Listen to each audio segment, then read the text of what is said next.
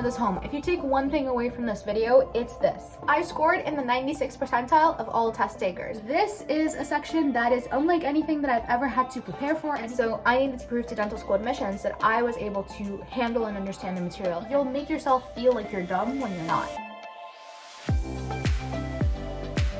Hi guys, welcome back to my channel. Welcome back to another video. Today is a long-awaited, much requested video of how I studied for the DAT. I will take you through the breakdown. Obviously, I will show you guys my score report as well and give you just as much information as I physically can and as much as I remember. And I'm also super excited because I will be offering you guys a discount code to use the service that I use to prepare for the DAT. And it is not going to be an affiliate code. I'm not going to make anything from it. Obviously, DAT prep is super expensive, and I just wanted to be able to offer it to you guys at a little bit of a more affordable price, even though the price is already super affordable, and you guys will see that in the rest of the video. So let's get into it. First thing that I did when I started studying for my DAT, and the first thing that I think anybody should do, is to take a diagnostic practice test. This will help you not only to identify obviously your strengths and weaknesses, but also to see what the format of the test is like, how much time you have, what kind of sections there are, what everything looks like. You shouldn't really worry about doing well because obviously it's a diagnostic. You want to know where you're starting and what your baseline is of things that you already know without having to study. So even though I took my DAT in November of 2019, I actually took my first diagnostic in March of 2019. Because my initial plan was that I was going to start studying in March and then take the DAT around May or June after finals. And then, I realized that it really was going to be too much for me to try and study during that semester because I did have a very rigorous course load. But what I did instead was that I actually decided to pause studying, and I hadn't even scheduled the test at that point. But when I was making my schedule for the fall, I decided to make it super simple, not really take any intense science courses. I mean, I was taking biochem, but aside from that, I wasn't doubling up on science courses. I didn't have anything that was too intense with labs or anything. I gave myself that extra time in order to be able to put in the work and study during the semester. And I know that a lot of people choose to study over the summers for the DAT. I personally couldn't do that just because with summers I do have family visiting, and so I really want to spend time with them because they're only here for those 3 months, and so I didn't want to feel guilty about studying or not studying, and so I just decided to plan ahead and just make myself enough time to study during the fall semester of my senior year. So essentially, taking that practice test obviously was a huge rude awakening because I'm always very transparent with you guys. You know me by now. You know that I will share anything and everything with you guys within reason. My first diagnostic test, I scored an 18 academic average. And for those of you that don't know, the DAT is scored by several categories. There are several different score breakdowns. So they give you each individual section score, but then the main score that is probably the most important that people look at is your academic average and your total science. Academic average is factored in by all of the categories except the perceptual ability test, and then your total science is just the 3 science scores combined. That is your chem, bio, and orgo. When I took my practice test and I scored an 18 academic average, I was extremely disappointed because I looked at the score percentiles and it was something around like the 60th percentile. Naturally, I was upset because I, considered myself a decent student, and I knew I would say a good amount of science when I was taking the test. The thing about the DAT is that it is not only a science test, right? You're not only taking the chem, bio, and orgo. You're taking a math section. You're taking a reading comprehension section. And then probably the bane of everybody's existence is the perceptual ability section, the PAT. This is a section that is unlike anything that I've ever had to prepare for, anything that I've had to study for. It was extremely difficult for me to navigate and to learn. And obviously when first taking the exam, I was completely lost. And I'm sure most people are. But the thing is, you need that first practice test in order to be able to even see what the test is about, right? You need to know what you're afraid of. You can't just sit there and be like, hey, I'm scared to take the DAT. I know it's a hard test. You need to just go in there, take a practice test. There are a lot of resources that offer practice tests, and they are very, very similar to the real exam. And so taking one of those is a lot more helpful than just kind of going about it and trying to study, and the first time you're really seeing a full test is on test day. That brings me to the platform that I actually used to study, which is DAT Bootcamp. And I'm so happy to be working with them to offer you guys a discount code. Like I said, I just reached out to them because I'm a fan of Bootcamp. It was created by a fellow Columbia dental student way way back in the day, and it is completely run and operated by current and former dental students that have gone through this process. They understand exactly where you're coming from. They understand the struggles and the stress of being a dental student or a pre-dental student. So it's something that I really, really loved and appreciated about the service, is that everyone was always willing to help, right? If you ever had a problem, the customer service is amazing. And then the other part is that it was created by students who have taken this exam, who have seen these questions, who know what is on it. And then also they have expert teachers who will record videos and explain the concepts. And, you know, in terms of when I was looking and trying to figure out what to use in order to study for the exam, all the other resources were like thousands of dollars. And I was a broke college student, and right now I'm a broke dental student, but let's not talk about that. Pretty much supporting myself. And so I was looking for more affordable options, and I'm so happy that I did find a DAT bootcamp when I did, because it was a few $100s compared to a few $1,000s for the same amount of prep time. The thing with DAT bootcamp is that it is very much self-guided. You can be in control, right? You're not, you know, going into a class once a week and studying. It is completely about you. If you want to spend longer studying, you can absolutely do that. If you want to kind of quickly run through it because you have a really strong background, you can do that as well. And I think that the really good thing about it is that you can review as much or as little as you want, but they have enough practice questions and enough tests and enough example problems for you to really make sure that you are ready. So that brings me to my next point. When you first start studying for this test, and preferably after you have taken a practice test, you need to really sit down with yourself and do a self-assessment. You need to understand where your strengths lie, where your weaknesses lie. You need to know what you need to focus on more. You need to know what you can maybe spend less time focusing on because you're really good at it, did well in that particular subject in undergrad. But for me, I was very honest with myself, and I knew that probably biology was likely, or biology or general chemistry was probably my stronger side in terms of the sciences, but I knew that I struggled with organic chemistry in undergrad. You guys saw my GPA video, and if you didn't, I'll link it somewhere up here. But I didn't do amazing in my organic chemistry classes, and so I knew that that was where I needed to put in a lot of my focus. I did have a 90-day bootcamp subscription, which is 3 months, and I think that that's a really good time to start out studying before your exam. Before I even started my bootcamp subscription, what I did was that, because I knew that I had a pretty weak organic chemistry background, was that I started watching Chad's videos, and they're offered through certain free resources. I got them through Course Saver, which was like $50 for like a month. Which I don't think is terrible because you get access to so many videos, and they're really more so like MCAT, DAT focused. It was explained in such a manageable way, and Chad is an actual teacher, and I really appreciated that, and I wish that he was teaching me in undergrad, but you know, alas. And what I did was I literally went through every single organic chemistry video, and I took notes, and I did the practice problem. Course Saver even had like quizzes afterwards before I started the bootcamp subscription, where it had a set schedule. I think that that was what really helped me, because even though I didn't do great in undergrad orgo, I scored pretty well on the organic chemistry section on the DAT. And for those of you that don't know, I did only take it once, because when I saw my score, I didn't feel like I needed to take it again. My score was competitive enough that I felt that to the schools that I was applying to, I was most likely going to get in. I think that being aware of yourself and being aware of the things that you know you can do well versus the things that you know you struggle with is key, and starting to focus on those is very important. And obviously not neglecting everything else, but making sure that you dedicate the appropriate amount of time to kind of catch up on everything that you didn't do well in an undergrad.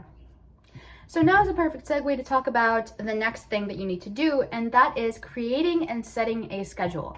So with DAT Bootcamp, you actually have an already created schedule that Ari has made, and that hundreds and hundreds of students have used since starting DAT Bootcamp.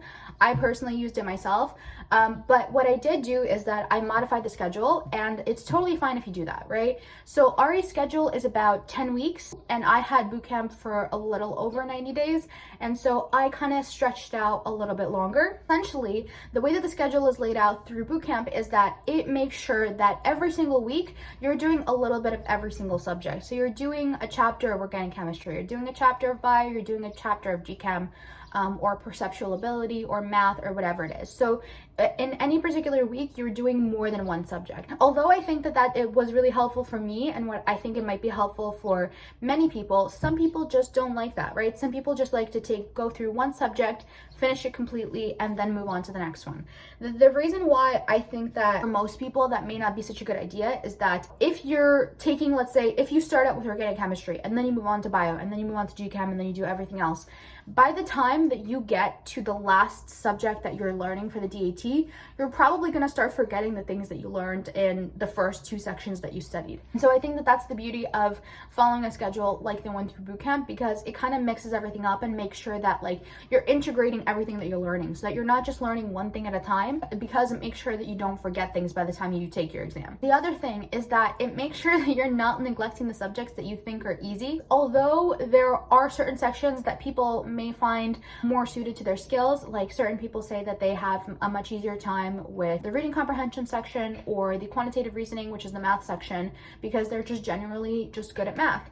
But the thing is, those sections are still not easy, right? There's still some strategies that you need to learn in order to score well in those sections. It's not like you can just walk into the test and say, okay, I know how to read, I know how to do math, I'm gonna do fine in these sections. Because there are certain nuanced types of questions that you probably haven't seen since you took the SATs in high school. And so for you to be able to keep those things in the back burner is really important. And so having a schedule that is laid out for you that you can modify for yourself, I think is better than just kind of trying to go at it and just do one subject at a time. I think that following a schedule is important. And the thing is, for me, I actually ended up postponing my test twice, and I'll talk about that. I was able to modify the schedule and tweak things here and there, do a little bit more on certain days, do a little bit less on other days, because it was during my fall semester, so I was able to tweak certain weeks so that when I had a late week in undergrad, I would be able to do a little bit more. And then when I had exam week, let's say, I would have to do a little bit less, and then it balanced out. So aside from creating a schedule, the other thing that's really important is to give yourself realistic short-term goals. And what I mean by that is being able to feel like you accomplished something is such a huge feeling of relief, and you feel good about yourself, and it motivates you to do more, right? When you first approach this exam and you understand the amount of material that you need to know in order to score well, it can be extremely intimidating. It caused me a lot of anxiety. I'm sure it causes a lot of people anxiety when they think about it. But I think that setting short-term goals is something that will help to motivate you to move forward. And so for me, a short-term goal was start to be able to do top front-end questions within a certain amount of time, or be able to understand how to do the probability on the quantitative reasoning section. I would give myself, a couple weeks, right, in order to be able to do it. From starting to learn how to do it and then to being able to do it well and being able to take it within the allotted time during the test. It's something that helped me not only stay on track, but it also helped me think, okay, I've accomplished this much, I can go for the next thing. I could go for the next section. I could attempt keyholes now that I can do top front end. And if you have started studying for the DAT, you know how terrible keyholes are and how challenging they are. But because I was able to do, the hole punching and the top front end and the pattern folding before that, I felt like I was now confident enough to do keyholes. And it can't be understated in that once you've accomplished one thing and you feel, you allow yourself that moment to actually say, okay, I did that. I actually accomplished that. That will give you the strength to keep going. I felt it on myself. I was extremely jaded when I was studying for this exam. Those 3 months, those 3.5 months that I studied for it were probably the most challenging months of my life. I was spending sometimes 10, 12-hour days in the library. I remember one time, it was Halloween. It was a couple weeks before my test. It was Halloween, and all my friends were going out, and they were having so much fun, and I was just texting my boyfriend, and I was like, damn it, all my friends are out. I'm sitting here in the library. The library is like dead, because obviously who would be in the library on Halloween night? And I'm sitting there and I'm, learning. I don't even remember what I was learning, but I was sitting there and it was something really tedious, and I was so upset.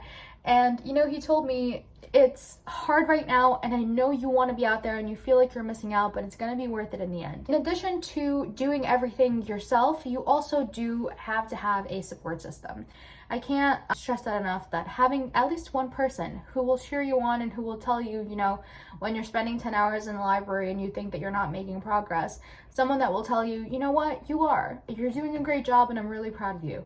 And so having a support system in addition to everything else that I've talked about is also really important, because we got to take care of our mental health, right? We got to take care of our physical health as well. You need someone who from the outside will be able to tell you, hey, maybe you should go grab something to eat, go sleep a little bit, take a little nap, try to recharge, and then study again. I know from experience that I sometimes would neglect that. I would neglect eating, I would neglect sleeping, because I just felt like I didn't have enough time. Having someone who will be able to kind of gently tell you, maybe go take a nap, or maybe go eat something, or bring you a sandwich or something, is really something that you can't underestimate. It's something that is really, really important as well.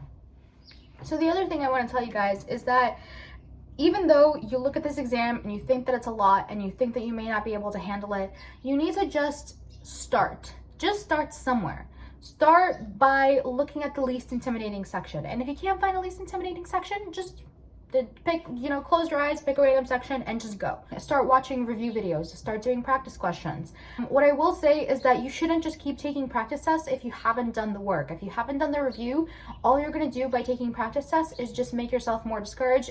You'll make yourself feel like you're dumb when you're not. You need to give yourself the time and just start studying. It sounds easier said than done, but I know how intimidating it can be to just look at this test and say, oh my God, this is so much work. I can't even fathom. I can't imagine how to start studying for it.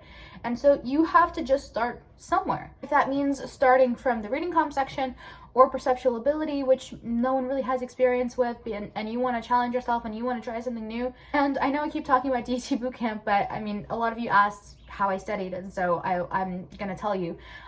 With DAT bootcamp, back when I was studying, which was in 2019, they had like a light version of the app. You could pretty much only practice perceptual ability. So what I would do is, like, when I would be commuting to school, which is like 20-30 minutes, I would sit there and I would flip through questions, and it was like a game. And I would do the perceptual ability questions, and I would get in like that extra practice during the day. I would do it like twice a day on my way to school and on my way back. Now their app is so much better. They have so many options. You could do literally practice questions in every single section, so that even if you don't have a computer and you're just on your phone, if you have already done the review, you can go through each individual section and you can just do practice questions. I mean, it's really amazing how much you can do even with little time. Even if you're an undergrad and if you have a busy course load, you can still take a few minutes out of your day when you have a spare second. In between classes, you can do practice questions, which is something that is really helpful, and it helps reinforce the material that you are learning for hours at a time by yourself. So the other thing that I want to really stress to you guys is that you need to give yourself time and make adjustments. I really want to hammer this home. If you take one thing away from this video, it's this. Make sure that you take the time that you need, because you can't compare yourself. I was in a lot of different study groups, and I would hear people talk about it, and I would see people post their score reports, and I would compare how they studied and how I was studying, and I just stressed myself the F out, basically. I can't believe that I let these like outside interferences confuse me and make me so frustrated when I really wasn't doing anything wrong. I was just taking, a little bit less time, because there were people on these pages that were posting that, oh, I studied for 2 weeks and I got a 25, or I studied for a month and I got a 25. And although that's wonderful, and that must mean that they're amazing students in college and that they learned everything the first time around, for me, that wasn't the case. And it took me a long time to stop feeling like crap about that. And so what I will tell you guys is this: you need to be kind to yourself. If it's taking you longer to learn that subject than the schedule allows for, take that time. Don't skip over it and don't jump to the next thing because you're afraid that you're not keeping up and that you're going to be losing time. Give yourself the time, make adjustments. Make sure that whatever schedule that you set out for yourself, give yourself an extra week until your exam, at least, to make adjustments. If you need to spend a little bit more time somewhere, so that you can do that. I can't stress this enough, because guess what? This girl postponed her test twice. The second time that I moved it for 5 days, because I just needed those 5 days. And guess what? Those 5 days probably made a difference. So I'll finally tell you guys a story, right? Because I want to be able to show you that you can make adjustments and that it's okay and it's not the end of the world. Back in 2019, I knew that I eventually wanted to start my YouTube channel, but I just didn't know when. So I actually have footage of me in like October of 2019. So I'm just gonna show that. I'm gonna let 2019 Medina tell you the story of why I ended up moving my test twice. So please enjoy. I've just realized that ever since I decided to postpone my initial DAT date, which was supposed to be on October 21st, I had mapped out a plan for each and every single day, and I mapped out everything that I was supposed to do for the DAT that day, and I was keeping up with it. I realized when I got to the end of the month that in my planner, the end of October and the beginning of November are written on two separate pages, and I, for some reason, thought that they were two separate weeks. I had planned my schedule, my study schedule, with the idea that I had that whole extra week planned that I actually didn't have, because the planner, I'll show you. So, right here, the beginning of November, and I should have noticed, the beginning of November doesn't have any dates. Because the beginning of the first week of November is technically the last week of October. And I wrote different things at the end of October versus the end of November. And so I just had a little bit of a freak out, because I just now realized that my test, my new test date, which is November 14th, is coming up in a little over 2 weeks actually. But it's so not enough time. You need 2 weeks just to practice tests. And at this point, I am still doing review. I'm still going over my notes. I'm still iffy about certain topics, and I was not prepared. I had a freak out moment, and then I, out of curiosity, went to Prometric and I checked the available dates that are in November, because what I originally was going to do is, when I was postponing from October 21st, I was thinking of doing it the weekend of Thanksgiving and having 5 extra weeks. When I checked for that weekend, there were no dates available, so I had to do a little bit earlier, and that's why I did the 14th. Now that I realized that the 14th is not going to be good for me because it's around 2 weeks away and I'm still not prepared at all, I went to check on the Prometric website, and the 19th was available. I decided to reschedule my test for that day. Now I've just rescheduled my test for the second time, and I've just spent $60 for the second time, but you know what? We're rolling with it. I already had my freak out moment. I already kind of cried and had my spiel. Noticed the redness and the bags under my eyes. Like, yeah, that's from that. And also I have boot camp in the background because I'm doing QR, because I've been neglecting that section, of course, like everyone does. And even though I'm decent at math, I just need to brush up on everything, because I need to bring my AA up, because I know that I'm going to be weaker in certain sections. With that being said, I just rescheduled my test the second time. We're okay. We're doing okay. We're going to make it through this. If you are in a position where you're rescheduling your test, I feel ya. I feel ya. It's tough. But eventually I'm going to have to take it. I'm going to have to walk through those doors. I'm going to have to sit down at that computer. And I'm going to have to sit there for 4.5 hours. And I'm going to have to take that test. As of today is October 27th. I have just under 3 weeks left. I'm still doing review for bio. I've just recently started using Anki cards, actually. There was a really helpful deck on Anki that I found that was pre-made, and it was pretty good. I'm thinking of making my own, though, with my own specific notes, because there are certain things that I just don't need to cover, and there are a lot of things that I do need more focus on, so I'm thinking of making my own Anki deck for bio. I also need to review my orgo reactions and just brush up on some Gen Chem concepts. So basically, everything in the sciences. Now I have 3 weeks. I know it seems silly to postpone for $60 for 5 extra days, but I feel like those 5 extra days are going to give me a lot of breathing room, because I am still in my senior year of college.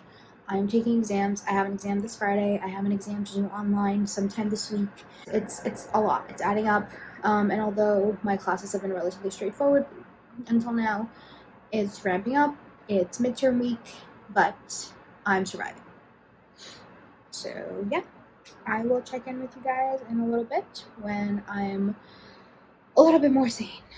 Okay, now I'm back. Did you enjoy seeing 21-year-old me? So I hope that explained it. But basically, because I lost that 1 week, because of the planner mishap, then I had to move my test the first time. And then because I felt like that first date that I was gonna move it to was still too close, because initially my plan was to move it to around the Thanksgiving break, I kept checking the portal for the DAT, and I noticed like a week later that another date on the 19th opened up. So my original reschedule was for the 14th of November, and then my second reschedule was for the 19th of November. And you know what? It cost me $60, but I decided to move it again just by 5 days. And I think that those 5 days really did something important for me, because at that point I was probably 3 weeks out from the exam and I started taking practice tests. And I think that having that extra week to take and go over practice tests really made a difference for me in terms of my score. That was the week that I started seeing really big improvements in my individual section scores, and I think a lot of it had to do with confidence, but the other part of it also had to do with stamina, which brings me to my next point, is build stamina. You can't underestimate how much of a toll a 4.5-hour exam will take on you. It's an extremely long time, and it's very difficult to stay focused for the entire 4.5 hours. That is why a lot of times even people who are good at math and good at reading, don't do well on those sections of the exam, because guess what? They come last, right? You have your science section, and then you have your perceptual ability, and then you have your reading and your math. And guess what? By that time, you are so mentally exhausted and drained that you're not even putting in full effort, because you're just tired and you want to be done and you want to get out of there. And so that is something that I always tell people, is that build stamina for the test. And what I mean by build stamina is that 1 month is ideal. 1 month before the test, you start taking practice tests. And in that 1 month, you can take them as often as you'd like. DAT Bootcamp has 10 full-length practice tests, but what I ended up doing was I only took 5 of them within the time that it was given. Other tests I took in separate sections. So that would mean that I probably took 1 test a week, and then I had 1 extra test. So in the last week, I took 2 tests. I would take 1 test a week, and I would treat it as a real practice test. I would wake up in the morning and I would start taking it at the exact time that I had my test scheduled for. So I had my test scheduled for 8 a.m. So I'd wake up early in the morning, I would go to the library, I would take this exam. I would simulate the test conditions, I would take the full test, I would take the breaks and take the entire length of the break that I needed, and then I would finish the entire test in 1 sitting. At first, once I started taking the time practice tests, my scores tanked, because guess what?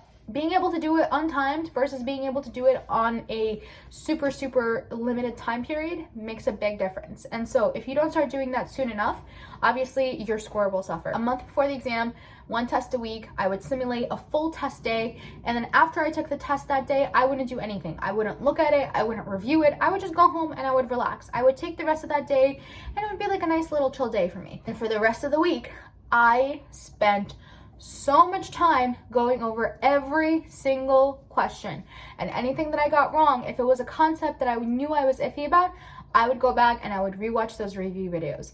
And that is the other, and probably my final tip that I will tell you guys, is that you need to spend just as much, if not more time, going over an exam as you did taking it. So if you took a 4.5-hour exam, you should spend at least another 4.5 hours going over every single question, understanding why you got questions wrong, even understanding why you got questions right, because sometimes I would guess on questions and I wouldn't really know why, so I would end up marking them, and then I would look at the explanation for why the correct answer is the correct answer. I think that all of that really played a difference, and so now I will just tell you guys what I scored. I scored in the 96th percentile of all test takers. I'm gonna put up my score report right here. So obviously not all sections were perfect, but I was pretty consistent in terms of like my sciences, and I didn't have any score less than 20. And in general, I was told by my school's pre-health department that in order to be competitive for dental school, you needed at least a 21 academic average for the dental schools that I was applying to, and just in general. I will be frank with you guys that on the practice test, I was not scoring as high as I scored on my real test. My perceptual ability, I never finished perceptual ability on time. Every single practice test that I took, I was always always guessing through like at least the last 10, 12 questions, and most of them were keyholes. On the actual exam, the perceptual ability section was actually easier than my practice tests. And then also I found that even the organic chemistry section was easier on the real test than the practice test that I was taking. And so I think that that's the benefit of taking maybe challenging practice tests, because even though you might be a little bit discouraged seeing your score, it prepares you really well for the exam. And if it's harder than the real exam, it's good to feel like the questions on the actual exam are actually easier. I don't know if you guys know this, but on the DAT, you get your score printout right away. So as soon as you finish the exam, you on the screen will see your score report. And it's an unofficial score report because they still have to audit your score, but most of the time what you get on that report is what you will get. At the end of the exam, when I was clicking through the end of exam survey, and then I just click next, next, next, and then the score report pops up on the screen, I was at a loss for words. I couldn't believe it. I fully thought, I walked in there and I thought, okay, I'm probably going to score like a 19 or a 20 academic average. I'm probably going to have to go and retake it, and that's fine. That's fine with me. I still have time. I wasn't applying until the summer after my senior year, so I still had a whole other semester. So I thought, okay, you know, it's fine. If I score 19 or 20, it's totally fine. And that 22 academic average and 22 total science popped up on the screen. I could not believe it. Because even though on certain practice tests, like I think there was one practice test where like I scored a 25 on Orgo or GChem, there were certain practice tests where I scored really well in other sections. I really, like, I didn't believe that. I didn't believe that I could actually score that well. The DAT is kind of graded on like a curve, because if it's a more challenging test, you can get more questions wrong and still get a high score. But if it's an easier test, you know, if you get only a couple of questions wrong, your score will just plummet down. And so I guess that I was at a happy medium, right? I think I had a relatively challenging test. The thing with the DAT is also that after you pass 21, the percentile score that you go up and the amount of questions that you need to get right in order to move up even 1 point becomes really, really challenging. Just to go from a 21 to 22 or a 22 to 23 is very, very challenging. And so if you're scoring anywhere around a 20 or a 21 academic average, you should be really, really proud of yourself. Because despite what some, you know, study groups may lead you to believe, most people don't score 25s in the DAT. In fact, it is extremely, extremely challenging and rare for people to score 25s and let alone like 30s in certain sections on the DAT. It's possible, people do it, and it's incredible. I mean, they're super smart people, but don't be, you know, fooled into believing that that's the standard, because it really isn't. The average DAT score in the country, I think, was like a 17. And so you can't compare yourself to, you know, anyone and think, okay, well, they're doing this, which means I have to do that. Because again, in order to be competitive, you should be scoring around a 21 academic average. And if you're scoring anywhere around that, you should be in really good shape. And obviously for me, the reason why I really wanted to score a little bit higher than the 21 was because my GPA was on the lower end. Again, like I talked about in my GPA and DAT score video, which I will again link up here. I didn't have the highest GPA, and so I needed to prove to them, specifically in organic chemistry and in biology, because I didn't get A's in those classes. I had B's and B minuses. And so I needed to prove to dental school admissions that I was able to handle and understand the material and have a strong command for it. I scored a 22 in both of those sections on the DAT in order to show them that. I think that that really helped kind of balance out my application. So I think that that will be all. I know this is a very long video, but I want it to be as thorough as possible. And again, I am so excited because this would not have been possible if I had not been able to use a platform like DAT Bootcamp, because I physically could not afford any of the other resources. And so the fact that DAT Bootcamp is only a few $100s for a 90-day subscription is absolutely incredible. And so I am actually going to be offering you guys a discount code. Will be Smiles Pending. You guys can use it starting right now. I'm not sure when it'll end or if it will end or if you guys can use it for a long time, but I think it's incredible that even though it's so affordable, they still offer discount codes for you guys to be able to save. And the other thing is that if you ever are postponing your test or pushing it back or you need more time, you can always reach out to the team, and they are so responsive and they're so understanding, because like I said, the whole company is literally run and operated by current and former dental students, which I think is absolutely incredible. I really thank DAT Bootcamp for allowing me to get you guys a discount code. And like I mentioned earlier, they have an amazing app Their platform is really easy to use, and I really hope that you guys check it out and that you get some use out of it, and that you also go on to score really well on the DAT and that you get into the dental school of your dreams. So that will be all for me today. Remember, the discount code is SMILESPENDING, and again, like I said, I'm not making anything off this code. It's just for you guys to be able to save some cash. I hope that you find it helpful. So happy studying, and I will see you all in the next video.